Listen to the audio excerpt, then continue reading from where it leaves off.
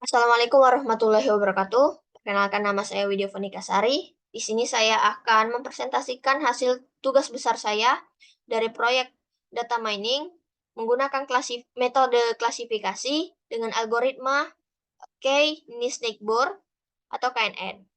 Hal yang pertama dilakukan untuk melakukan klasifikasi menggunakan KNN ini adalah melakukan import library utama. Nah, di sini saya mengimpor library yaitu Pandas yang digunakan untuk memanipulasi data berbentuk tabular. Kemudian ada library NumPy digunakan untuk mengelola atau memanipulasi data yang berbentuk array atau data numerik. Kemudian ada Matplotlib digunakan untuk visualisasi data berupa plot. Selanjutnya yaitu ada library Seaborn. Ini juga merupakan library untuk visualisasi data, akan tetapi tingkatnya lebih tinggi, yang mana akan menggambarkan bentuk grafik statistik. Selanjutnya yaitu kita impor library collection yang digunakan sebagai kumpulan tipe data yang berbentuk struktur, contohnya yaitu counter. Nah, counter ini digunakan untuk menghitung frekuensi kemunculan elemen dalam bentuk string. Setelah kita mengimport library tersebut, kita dapat menghubungkan Google Colab ini ke drive yang kita miliki, yaitu dengan menggunakan fungsi atau mengetikkan from Google Colabs import drive mount content drive. Sehingga saat kita run, maka akan muncul drive already mount at content drive. Nah, di sini memberitahu bahwa Google Colab kita sudah terhubung ke dalam drive. Selanjutnya kita lakukan import OS yang mana digunakan untuk berinteraksi dengan sistem operasi. Di sini kita menggunakan fungsi menggunakan OS chadir yang digunakan untuk memanggil atau memasuki direktori yang kita inginkan. Di sini kita masuk ke dalam direktori Google Colab Notebooks. Langkah selanjutnya untuk melakukan klasifikasi menggunakan algoritma KNN ini yaitu melakukan import dataset. Nah, di dalam melakukan import dataset ini, kita dapat menggunakan fungsi Pandas, yaitu pada pdread ini. Pada pdread ini kita sesuaikan format dari dataset kita itu berbentuk Excel atau CSV. Karena saya di sini dataset sampel superstore-nya berbentuk CSV, maka digunakanlah fungsi Pandas read CSV. Selanjutnya setelah itu kita akan memuat dataset tadi ke dalam sebuah data frame bernama df. Setelah itu kita dapat membagi fitur-fitur yang relevan dari data frame menggunakan operasi slicing. Di sini kita bagi data menjadi X dan Y. Data X ini terdapat pada kolom ship mode, segmen, country, city, state, postal code, region, kategori, dan lain sebagainya. Dan untuk di Y, ini kita bagi menjadi kolom profit saja. Nah, di dalam kolom profit ini nanti kita akan membaginya menjadi 4 kategori, yaitu very low, low, medium, dan high. Selanjutnya untuk menampilkan data atau kolom yang ada di dalam X ini, kita dapat mengetikkan X literan, maka akan muncul kolom-kolom yang sudah kita bagi tadi. Selanjutnya, untuk melihat seluruh kolom, Akan tetapi hanya ingin melihat 5 data teratas saja, maka dapat menggunakan fungsi pandas, yaitu df head. Kemudian kita run, maka akan muncul data dari 0 sampai 4, karena 5 data teratas saja. Selanjutnya, untuk melakukan klasifikasi ini, kita harus melakukan data cleaning, yang mana data cleaning ini berfungsi untuk membuat data yang akan diolah menjadi lebih valid. Hal yang pertama dilakukan untuk melakukan data cleaning ini yaitu kita harus mencari apakah memiliki data duplikat di dalam dataset kita dengan mengetikkan df duplicate sum. Kemudian kita run, maka akan muncul jumlah data yang mengalami duplikat. Untuk mengecek nilai-nilai duplikat tadi, maka kita dapat menggunakan fungsi df duplicate keep false. Maka akan muncul data-data yang terjadi duplikat. Dapat dilihat pada tabel berikut.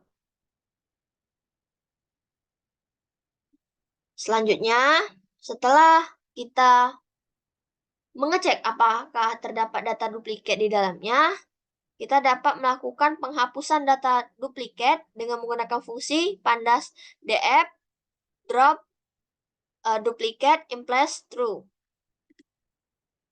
Nah, saat kita run, maka data yang mengalami duplikat akan menjadi 0. Selanjutnya, setelah kita mencari data yang terjadi duplikat atau duplikasi, maka kita dapat mencari kolom-kolom yang mengandung missing value dengan menggunakan fungsi df is null, kemudian sum untuk mengecek apakah terdapat kolom-kolom yang mengandung missing value. Kita run. Nah, dapat dilihat di sini bahwa tidak ada satupun kolom dari kolom ship mode sampai kolom profit mengalami missing value. Jikalau kita masih ragu, maka kita dapat mengecek kembali apakah masih ada baris yang memiliki missing value dengan mengetikkan df is null, kemudian any axis sama dengan 1. Kita run. Nah, karena tidak ada data yang mengalami missing value, maka tidak ditampilkan baris yang mengalami missing value atau missing value-nya kosong. Selanjutnya, setelah kita melakukan proses data cleaning tadi, kita lanjut ke proses encoding data. Nah, di proses encoding data ini, hal yang pertama kita lakukan yaitu mengubah nama kolom untuk kolom yang akan dijadikan targetnya, yaitu menggunakan fungsi df rename. Kemudian kolom sama dengan profit ini akan menjadi data target dari klasifikasi kita. Kita ubah menjadi class. Kemudian implies sama dengan true untuk menampilkan data atau menampilkan data kolom tersebut dapat menggunakan fungsi df head. Kemudian kita run, maka akan muncul kolom-kolom tadi dan dapat dilihat di sini bahwa kolom kelas yang sebelumnya profit itu telah berubah. Selanjutnya, kita lakukan proses pengubahan data-data kategorikal menjadi data-data numerik. Di sini saya menggunakan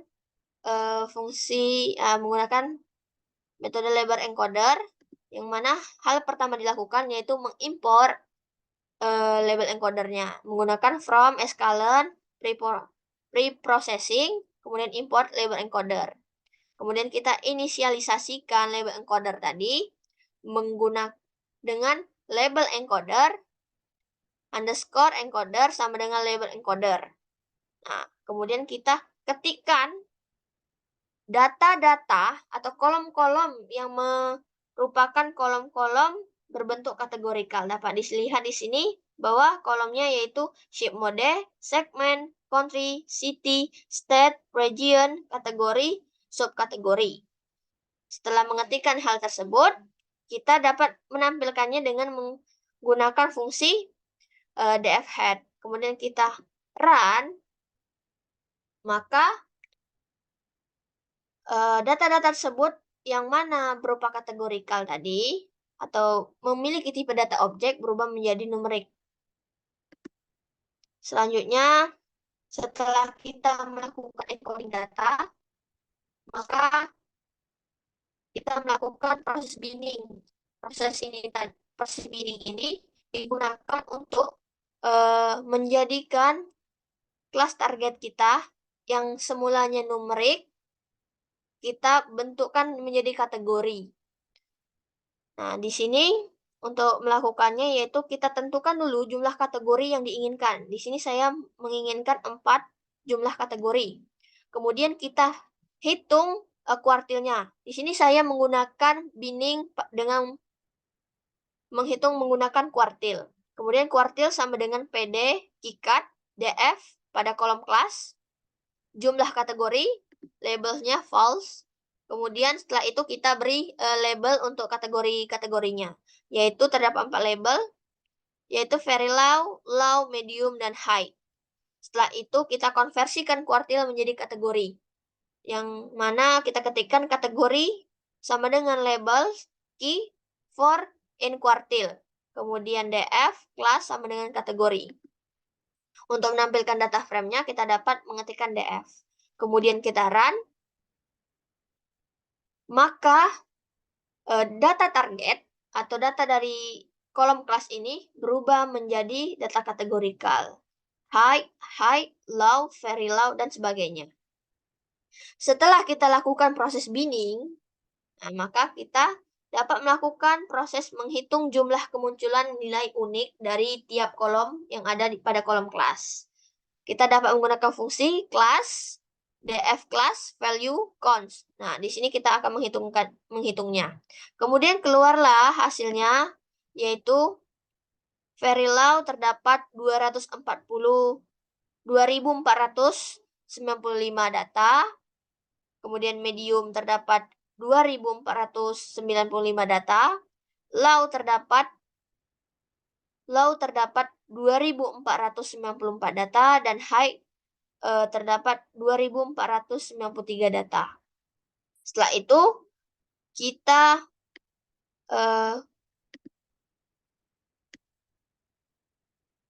dapat melakukan pemilihan kolom tabel ke variabel X dan Y. Di sini saya menggunakan variabel X, yaitu kolom-kolom ship mode, segment, country, city, state, postal code, region, kategori, subkategori, sell, quantity, discount.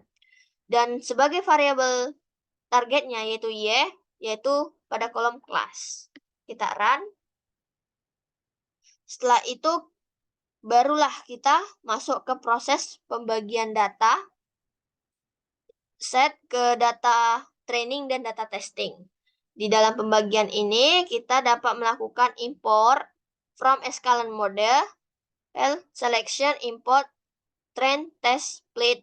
Kemudian kita bagi menjadi X train, X test, Y train, Y test sama dengan train, test, split. Kemudian XY, test size-nya menjadi 0,2 dan random state-nya menjadi 0. Test size di sini adalah data training yang akan kita gunakan yaitu sebesar 20%. Kita run. Kemudian kita gunakan fungsi standar scalar.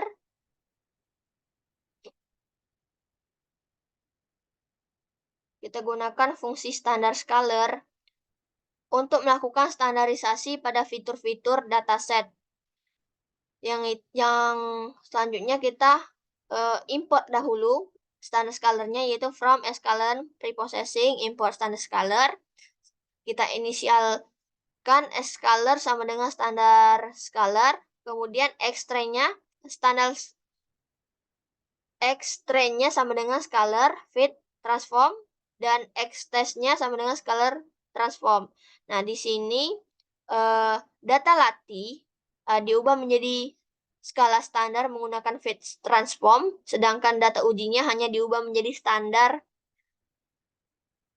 menggunakan transform. Dengan demikian, dataset siap digunakan untuk melakukan pelatihan dan pengujian model dengan fitur-fitur yang telah disesuaikan dengan skala standarnya. Untuk melihat data X trend sudah dilakukan standarisasi, maka dapat diketikkan print X trend. Kemudian kita run, maka akan muncul 10002 seperti ini karena sudah dilakukan standarisasi.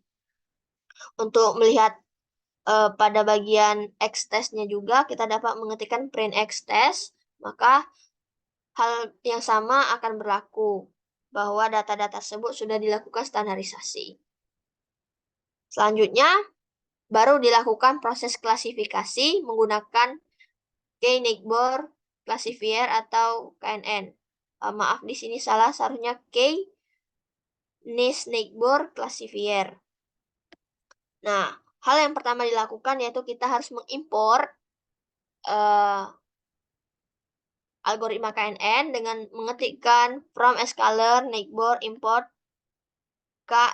K-Nickbor Classifier. Selanjutnya kita inisialisasikan atau kita inisialkan K-Nickbor Classifiernya menjadi NN.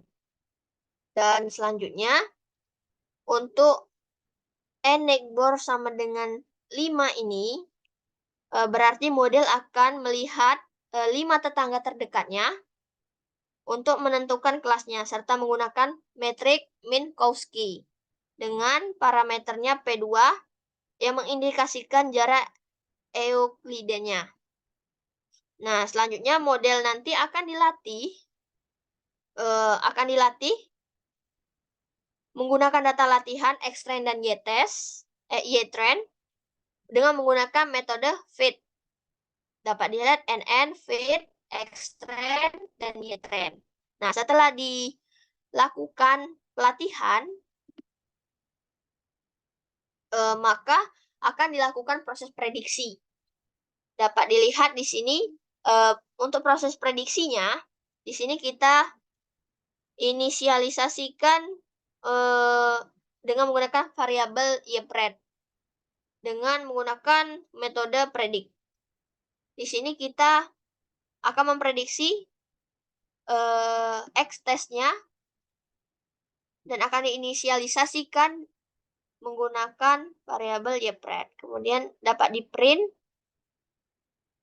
YPRED-nya agar tampil di dalam collab kita. Kita run, maka hasilnya dari prediksi tadi, dari hasil klasifikasi tadi, yaitu medium, kemudian high, medium, low, dan low. Setelah kita melakukan klasifikasi ini, kita dapat melakukan evaluasi dan validasi, yaitu menggunakan confuse matrix dan melakukan classification report. Nah, untuk melakukan confuse matrix ini, kita dapat mengetikkan fungsi from scalar matrix import confuse matrix. Kemudian kita inisialkan confuse matrix menjadi CM KNN untuk data Y-test dan Y-pred. Kemudian untuk menampilkannya kita print CM underscore KNN-nya. Maka saat kita print akan keluar confuse matrix yang telah dilakukan klasifikasi tadi. Selanjutnya kita akan melakukan classification report. Nah, classification report ini dapat diketikkan from scalar matrix import classification report. Kemudian kita inisialisasikan menjadi akurasi skor pada tabel Y-test dan Y-pred. Untuk mengeprintnya kita dapat masukkan perintah print akurasi skor. Nah, maka akan keluar klasifikasi repo-nya berupa presisi, recall, dan F-score serta support dari hasil high, low, medium, dan very low. Setelah kita melakukan evaluasi dan validasi ini, kita dapat melakukan visualisasi data. Yang mana di sini saya menggunakan heat map untuk melakukan visualisasinya. Nah, setelah kita mengetikkan kode program berikut, yaitu from scalar metric report confuse metric, ini akan menampilkan akan menghitung nilai confuse metricnya, sedangkan from scalar akurasi score ini akan menampilkan berapa banyak atau berapa jumlah akurasi dari klasifikasi yang telah digunakan. Selanjutnya, ini merupakan kode program untuk membuat heatmap yang ada. Yang mana heatmap ini akan memiliki predict label, true label, serta hasil pengelolaan confusion matrix dari Knigge-Board. Nah, dapat dilihat bahwa hasil dari pengelolaan confusion matrix yang ada, penguji performa metode Knigge-Board dengan confusion matrix yaitu mendapatkan nilai akurasi sebesar 0,538 yang merupakan nilai sedang dalam melakukan klasifikasi. Selanjutnya terdapat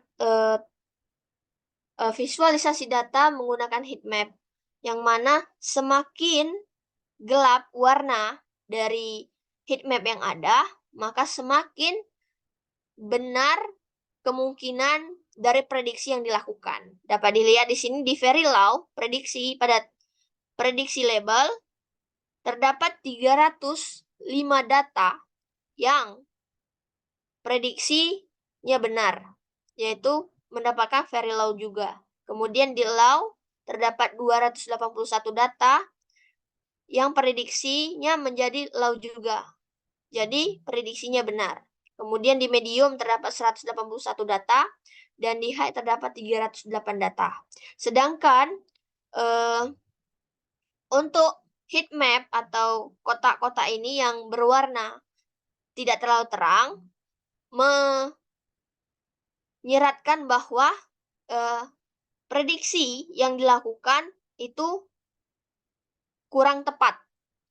Seperti di very low, terdapat 40 data yang diprediksi menjadi high.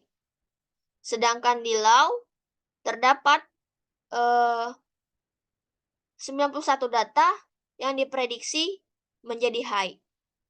Sehingga dapat disimpulkan bahwa heat map yang ada menunjukkan bahwa prediksi yang dilakukan pada klasifikasi Knigge-Board ini sudah cukup baik. Sekian penjelasan dari klasifikasi menggunakan algoritma Knigge-Board ini. Wassalamualaikum warahmatullahi wabarakatuh.